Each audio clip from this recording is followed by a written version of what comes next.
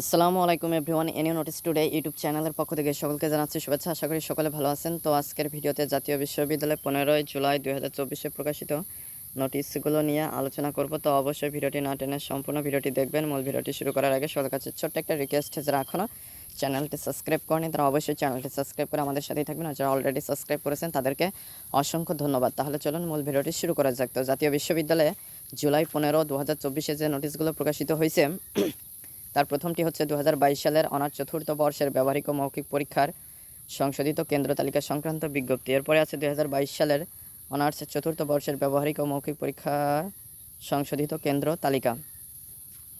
এরপরে আছে 2023 সালের BBA honours in tourism and hospitality management TICM দ্বিতীয় বর্ষ তৃতীয় সেমিস্টার পরীক্ষার ফর্ম পূরণের বিজ্ঞপ্তি। এরপরে আছে 2023 সালের বিএড অনার্স দ্বিতীয় বর্ষ তৃতীয় সেমিস্টার পরীক্ষার ফর্ম পূরণের বিজ্ঞপ্তি। এরপরে আছে 2022 সালের MBA in tourism and hospitality management BMA in TICM দ্বিতীয় সেমিস্টার পরীক্ষার সংশোধিত সময়সূচি। এরপরে আছে 2021 সালের মাস্টার্স শেষ পর্ব পরীক্ষার উত্তরপত্র পুনর্নিরীক্ষণের আবেদন সংক্রান্ত বিজ্ঞপ্তি।